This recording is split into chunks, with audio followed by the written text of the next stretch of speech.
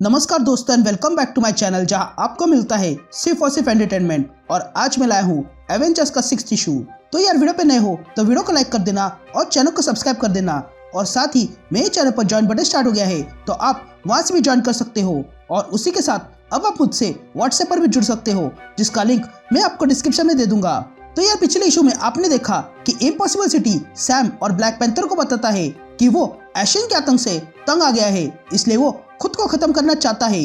जिस पर सैम और ब्लैक पैंथर इम्पॉसिबल सिटी से कहते हैं कि नहीं, हम ऐसा तुम्हें करने नहीं देंगे। तो वही एवेंजर्स एशियन के हाथों हार चुके थे, लेकिन फिर भी वो खड़े हो जाते हैं। तो अब आगे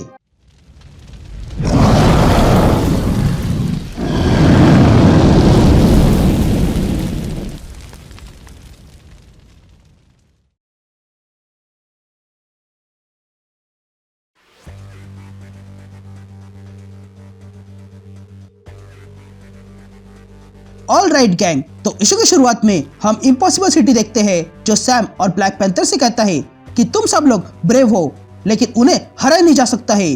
जिस पर सैम और ब्लैक पैंथर इम्पॉसिबल सिटी से कहता है कि तुम्हें अगर ऐसा लगता है तो तुम गलत हो, अब सिर्फ देखते जाओ कि क्या होने वाला है। ये कहते ही हम वेटिकन सिटी देखते हैं जहाँ पर थॉर फिर से खड़ा हो जाता है, जिसे देखकर एल्बेस्टर कहती है कि घुटने टेको मेरे सामने, ये मैं तुम्हें आखिरी बार कह रही हूँ। लेकिन तभी थॉर कहता है कि मैं गॉड हूँ और मैं किसी के सामने घुटने नहीं टेकूंगा। ये कहते ही थॉर वहां पर जोरदार थंडर बरसाता है। यहाँ टोरंटो में आयरन मैन को सिटी स्मिथ ने बहुत सारे मेटल के बीच फंसाया था और ये देखकर सिटी स्मिथ खुश हो रहा था।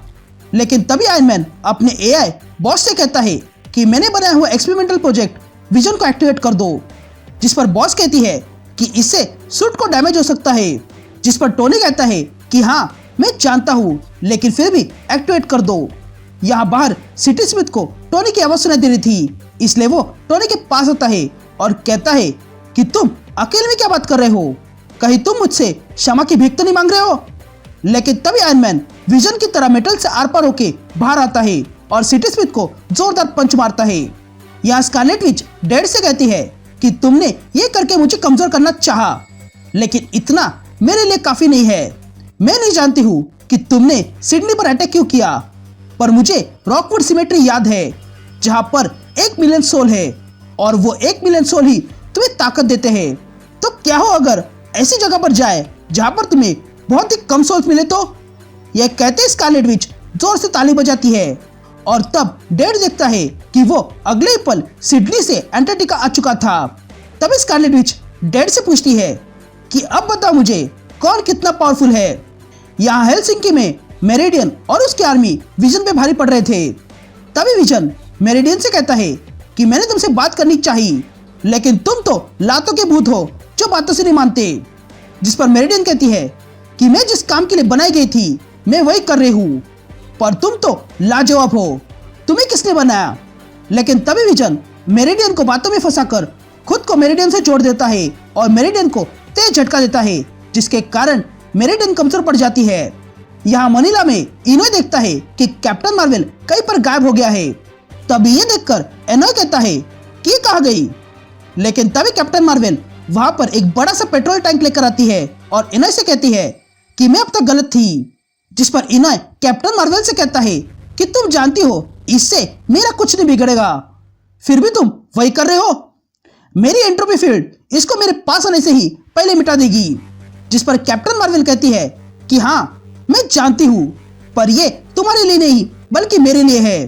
ये कहते ही कैप्टन मार्वल वो टैंक वहीं पर फोड़ देती है, जिसके कारण वहां पर बहुत ही ज्यादा एनर्जी हो जाती है, जिसे कैप्टन मार्वल सोख लेती है, जिसके कारण अब वो बहुत ही पावरफुल हो चुकी थी।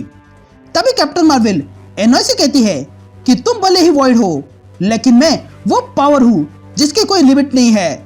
तो अब देखते हैं कि कौन किस पे भारी पड़ता है। यहाँ एल्बेस्टर थॉर से पूछती है तुमने क्या किया। जिस पर थॉर कहता है कि तुमने कहा था कि जब तक ये लोग यहाँ हैं तब तक मैं तुम्हें नहीं मार सकता हूँ, और अगर ऐसा किया तो ये लोग मर जाएंगे, इसलिए मैंने अपने थंडर से इन लोगों को थोड़ी देर के लिए बेहोश कर दिया है, जिसके कारण ये अब तुम्हारी वर्शिप नहीं कर पाएंगे। तो अब देखते हैं कि गॉड कौन है। यह कहते थॉर एल्बेस्टर पे अटैक करता है। यह आयरन मैन सिटी स्मिथ को पंच पे पंच मारता है।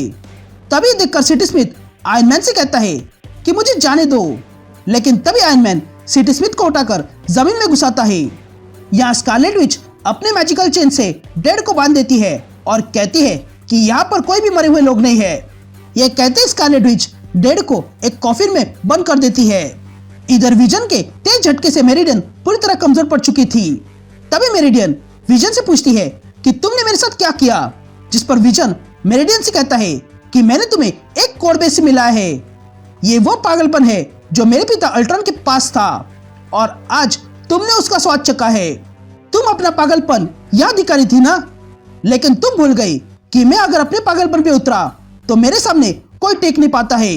यहाँ कैप्टन मार्वल वो सारी एनर्जी के साथ एनॉय पे अटैक करती है, जिसके कारण फाइनली एनॉय को कुछ फील होता है और वो कहता है कि ये किसी स्टार को कंज्यूम करने जैसा है और आखिरकार मुझे महसूस हो रहा है, थैंक यू।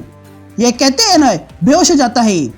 यहाँ ब्लैक पैंथर इम्पॉसिबल सिटी से कहता है कि तुम्हारे मास्टर्स हार चुके हैं, जिस पर इम्पॉसिबल सिटी कहता है कि ये इम्पॉसिबल है, जिस पर सैम कहता है कि हम एवेंजर्स हैं और हमारे लिए कुछ इम्पॉसिबल नहीं है।